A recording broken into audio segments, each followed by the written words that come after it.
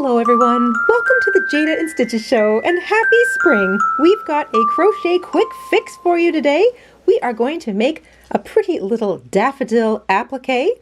These can be used on all sorts of different projects. They can be turned into pins or brooches just by adding a little pin or a brooch pin to the very back. You can add a barrette to it and wear it in your hair. You can supersize them if you want to by using a large hook and extra thick yarn, or you can make them itty bitty little jewelry sized daffodils by using embroidery floss or crochet thread and a 2mm hook, also known as an A or a 0, really small hook. But today I'm going to demonstrate making a regular little applique.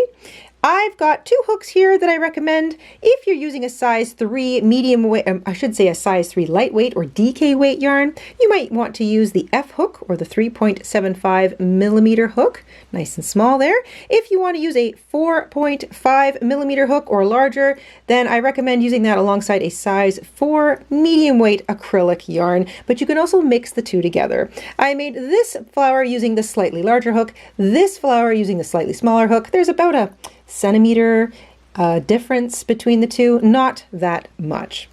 You're going to need 2 different colors, a yellow for the center, a dark yellow, about 2 yards of that, and a lighter yellow or white perhaps for the outside or the little flower petals, and you're going to want around 4 yards of that. So this is a definite scrap project. Pair of scissors, a yarn needle, and once you've got all that together, we can get started. We're going to begin with our dark yellow yarn to make our center. We're going to start with a cinch circle, nice and easy. Just cross your yarn to make a little fish shape. Hook goes through the middle, grab the long working yarn, pull up a loop on your hook, and then chain 1. That will make and secure your cinch circle. You can take your little short tail out. Into this circle we're going to single crochet 6 times. You want to single crochet over top of that short tail because when we get to the end of row 1 we want to cinch the circle shut. And we do that by grabbing that short tail and pulling tightly. Once you've got 6 single crochets worked into that cinch circle, grab the short tail, cinch it up nice and tight. You can work over top of that short tail or leave it to the back, it's your choice. We are going to join with a slip stitch to the first stitch we made. So it'll be nice and tight. Get your little hook in there and grab your working tail and slip stitch to join. I just grabbed my short tail, caught it in it because I'm going to work over top of it. We are not quite done with the dark yellow color. We are going to chain 1. We're not turning. We are going to instead work into the next stitch on row 1. So into the next stitch, I'm working over top of my short tail. We are going to work single crochet, double crochet, single crochet into the front loop only. So the front loop only of the 2 loops that make up the top of a stitch, the front loop is always the one closest to you. So slip your hook into the front loop only. So you see I've got the front loop, not both loops, just the front loop. Single crochet, double crochet, again only using the front loop, and single crochet. Much easier by the end because that loop wants to pull up a little bit. So single crochet, double crochet, single crochet into the front loop only. Into the next stitch, grab the front loop only. So again, you're just slipping your hook under the front loop only. That's that one there. Single crochet, double crochet, and single crochet, front loop only, single crochet, front loop only, double crochet, front loop only, single crochet, all into the same loop of the stitch. You're going to repeat that 4 more times. So front loop only, front loop only, front loop only, and front loop only, this one right here. So 4 more stitches, single crochet, double crochet, single crochet into the front loop only of each of those 4 remaining stitches from row 1.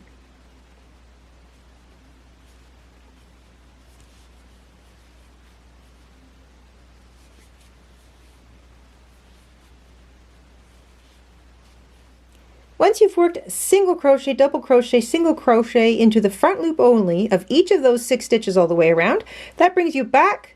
You're going to find the top of the first stitch you made, slip stitch to join that row, and you can fasten off. You do not need to leave a long tail, just enough to weave in on the back of that flower.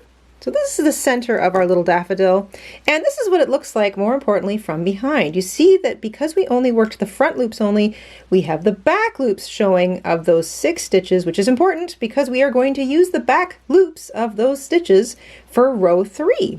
So take a moment now before we get into row 3 and weave in any of your little tails. So if you didn't bother weaving in your short tail, this little guy, as you crocheted, you might want to go ahead and just grab it, weave it in now, just to get them out of your way in preparation for row 3.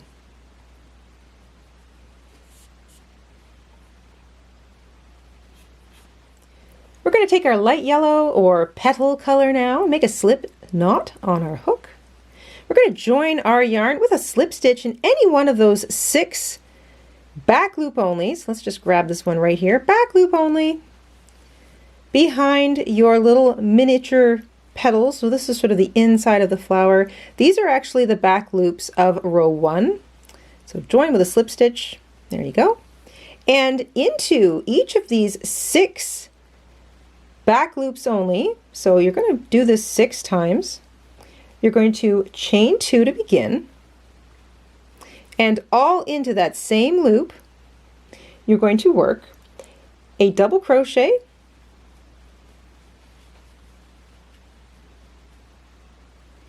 an extended double crochet, so yarn over, pick up a loop in that same loop, yarn over, go back through 2, chain 1 in the middle, yarn over, pull back through 2. So that's an extended double crochet. Chain 1, another extended double crochet. This is all into that same back loop only. A regular double crochet, chain 2, and slip stitch all into that same back loop only from row 1. You can grab that little chain 1, the little tip that becomes the very top of the petal, and then you find the next little back loop only, there it is right there, and you slip stitch into it. So I'm working over top of that short tail, but of course you can leave yours out to the back and weave it in later. But there you go, that's the little back loop only. Slip stitch into that back loop only, and again, using that back loop only, you repeat what you just did. Chain 2, double crochet, making sure you just get that one back loop, extended double crochet, chain 1, extended double crochet, regular double crochet, chain 2, and slip stitch all into that same back loop only. If you have trouble seeing it, you can bend your little flower in half, pull up on that petal, and you should see it right there. There you go. Just jam your hook in there. It will all fit. There we go. And then you can just shape that little petal by pulling up on that chain 1. You'll have 6 of these petals all the way across, or all the way around I should say, one to sort of sit behind each of these little 6 bumps that you had from row 2. So row 2 has 6 little bumps to it, and you want to have a petal, a big petal, for each of those all the way around. Don't worry if they don't fully align. This is a flower. This is going to sort of sit up in a little, almost like a bit of a star or kind of a cup shape when we're done, and the actual petals of the flower sit flat. So I'm going to leave you to slip stitch into the next front loop only, or I should say back loop only.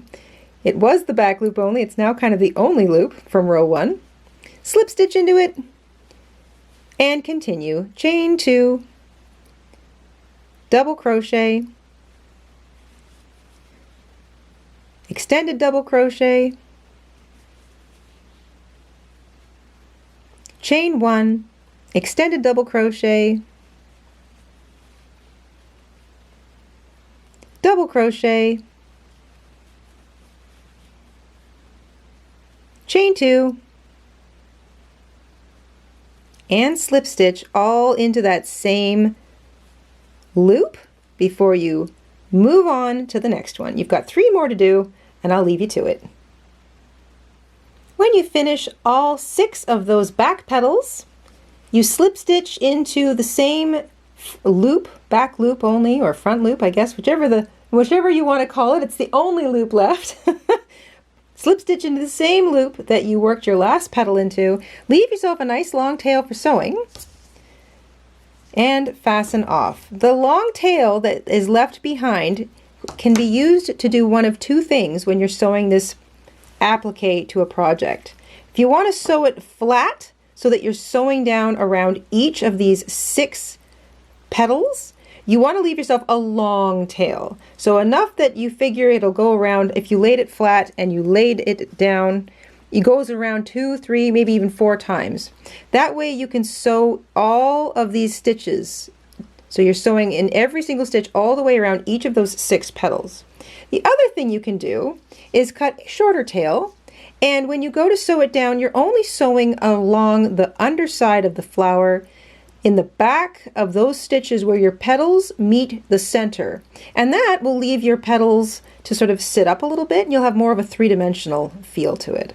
You can do a little bit of shaping when you're done, kind of take that middle bit and turn it into a bit of a cup. You can, again, pull out all of your little flowers by kind of grabbing that middle piece and pulling them out. If you really want lots of definition, then bank on sewing down the entire applique. And now if you're not using this as an applique and you want to turn it into a pin or a barrette or something like that, you can just add a little pin to the back or a magnet or whatever you feel you might like. And there you go, a very functional little daffodil. I hope you enjoyed stitching this up along with me today, and we'll see you soon here at the Jayda and Stitches show. Until then, stay safe, stay crafty, and have a great week. Bye, guys. Hi, everybody. Mr. and Stitches here. Thank you for watching today. Here are some of our other videos you might be interested in. Oh, and don't forget to subscribe.